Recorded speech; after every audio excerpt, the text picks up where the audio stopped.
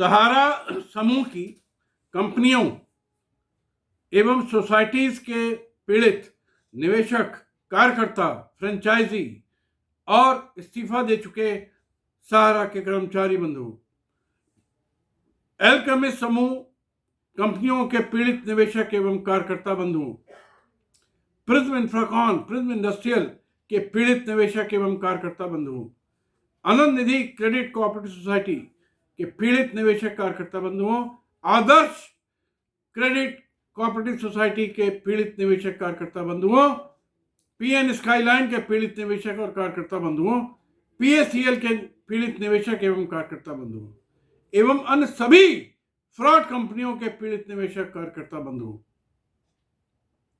मैं अजय टंडन, अधिवक्ता सर्वोच्च न्यायालय, राष्ट्रीय अध्यक्ष ईमानदार भारतीय पार्टी।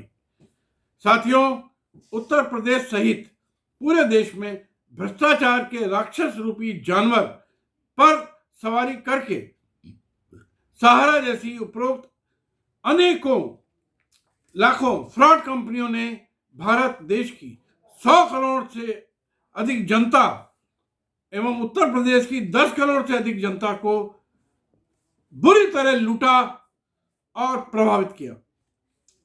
उनका जीवन नरक से भी बदतर बना दिया है। सहारा जैसी अनेक कंपनियां पूरे देश के भोले भाले, कम पढ़े लिखे निवेशकों को लूट कर ले गई, भाग गई और कुछ चल रही हैं, और केंद्र सरकार, राज्य सरकारें इन लुटेरों की मदद करती रही हैं। उपरोक्त कंपनियों के भ्रष्टाचार से हटकर उत्तर प्रदेश सरकार की मिलीभगत से भ्रष्टाचार का एक और मामला आपको बताना चाहता हूं, और वो ये है कि अभी हाल में controller and auditor general of India CAG ने एक रिपोर्ट दी है जिसके अनुसार वर्ष 2005 से लेकर 2019 तक, यानी कांग्रेस शासन से लेकर बीजेपी शासन तक, सरकार और अधिकारियों की मिलीभगत से नोएडा और ग्रेटर नोएडा में जमीनों के आवंटन में, फर्जीवाड़े में सरकारी खजाने को 52,000 करोड़ रुपए की चोट लगी है। इस संबंध में मैंने 2005 से 2019 तक के नोएडा अथॉरिटी और ग्रेटर नोएडा अथॉरिटी के खिलाफ आपराधिक शिकायतें भेजी, परंतु एफआईआर नहीं लिखी गई, जबकि कैग के अलावा माननीय सर्वोच्च न्यायालय ने आम्रपाली बिल्डर के मामले में स्पष्ट आदेश दिया और व्यवस्था दी कि खाली आम्रपाली के मामले में 10,000 करोड़ से अधिक का फर्जीवाड़ा नोएडा अथॉरिटी और ग्रेटर नोएडा अथॉरिटी ने इसी अवधि में किया है। मैंने सर्वोच्च न्यायालय के निर्णय की प्रति भी भेजी है, लेकिन जब घर का मुखिया ही बेईमानों को साथ दे रहा हो तो सुनेगा कौन? इसलिए मेरी एफआईआर नहीं लिखी गई। और तो और आदरणीय योगी जी ने, मुख्यमंत्री उत्तर प्रदेश ने, एक भी आईएएस और आईपीएस को निलंबित नहीं किया। ये बात शर्म की बात है, जिससे राज्य सरकार की मिलीभगत साबित होती है।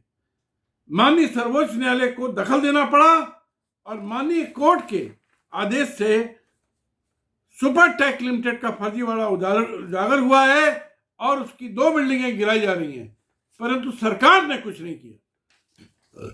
आदरणीय योगी जी से कहना चाहता हूं कि नोएडा और ग्रेटर नोएडा की जमीनों का फर्जीवाड़ा आपके मुख्यमंत्री बनने के बाद से भी बदस्तूर जारी है।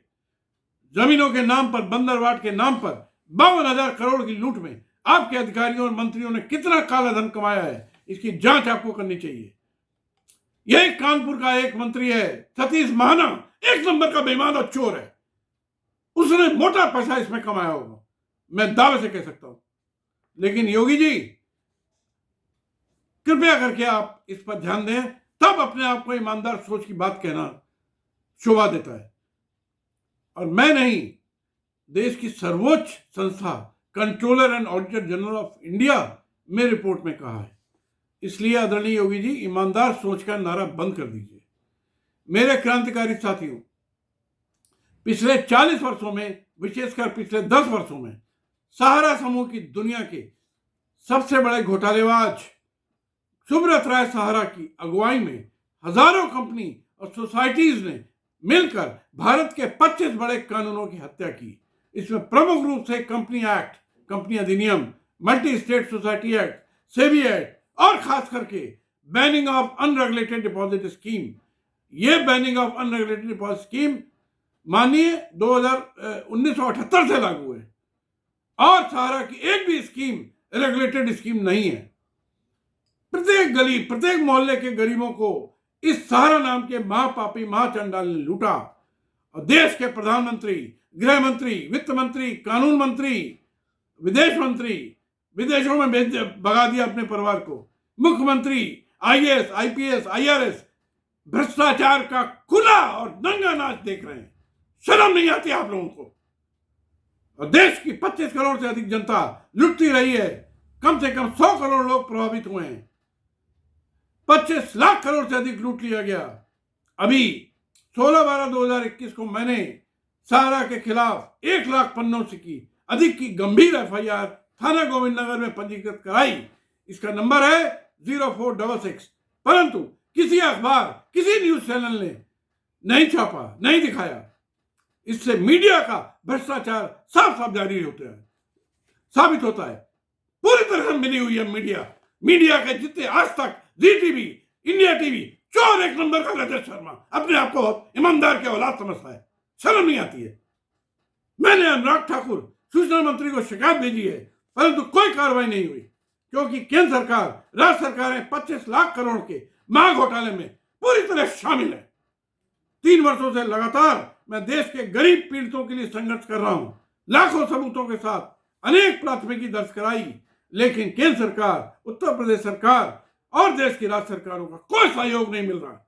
देश के आईएएस, आईपीएस, आईआरएस का कोई सहयोग नहीं मिल रहा है।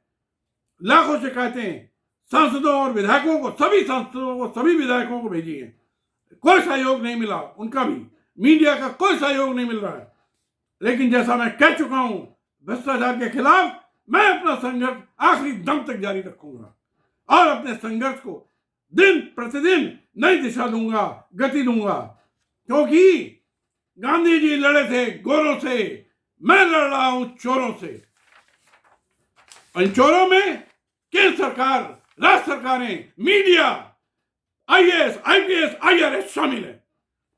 साथियों, इसी कड़ी में आने वाले 25 दिसंबर 2021 दिन शनिवार, प्रभु ईसा मसीह के जन्म दिवस के दिन, भारत के महान नेता स्वर्गीय अटल बिहारी वाजपेयी जी के जन्मदिन के दिवस के दिन मैं अपने साथियों के साथ संविधान बचाओ, न्याय व्यवस्था बचाओ के मिशन पर निकल रहा हूं। मैं अपनी टीम के साथ पूरे उत्तर प्रदेश की 403 विधानसभाओं में जाना चाहता हूं।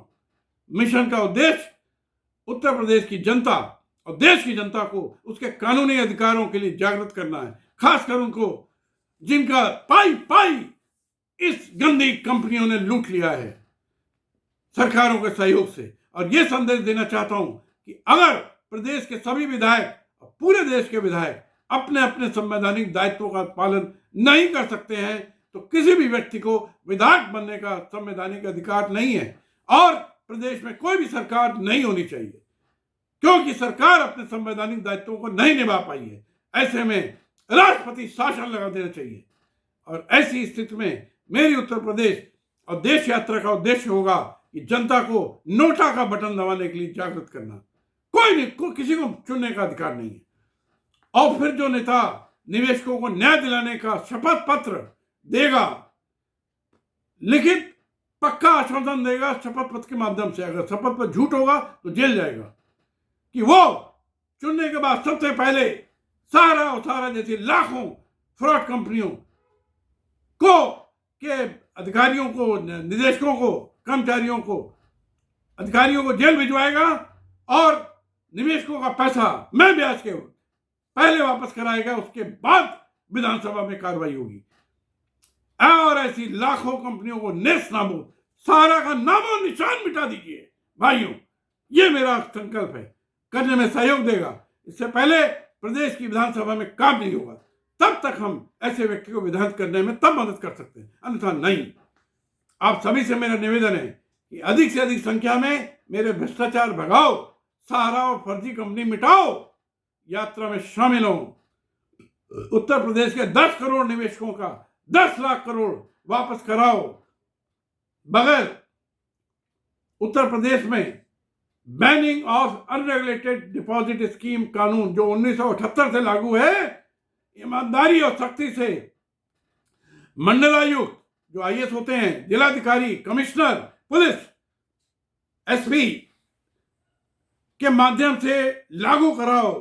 सहारा की सभी फर्जी कंपनियों की संपत्तियां जब्त कराओ, नीलाम करो और गिरफ्तार करो और भुगतान कराओ।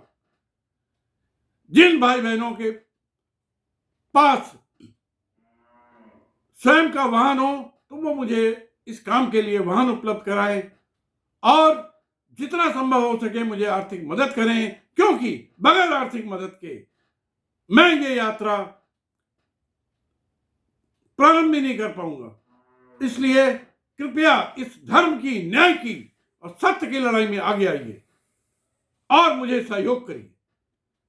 साथियों, आपका निवेश है या नहीं, ज्यादातर तो सभी का है। आप सभी सत्य, धर्म और न्याय की लड़ाई में शामिल हों और मैं आप सभी का सहयोग चाहता हूं, आप सभी से आह्वान करता हूं। इन्हीं शब्दों के साथ मैं उम्मीद करता हूं 25 तारीख दूर नहीं है, मात्र 5 दिन बाद है। आप सब लोग इस मेरे महान आंदोलन में आगे आएंगे और उत्तर प्रदेश में एक नई क्रांति का शुरुआत करेंगे। धन्यवाद। जय हिंद, जय भारत।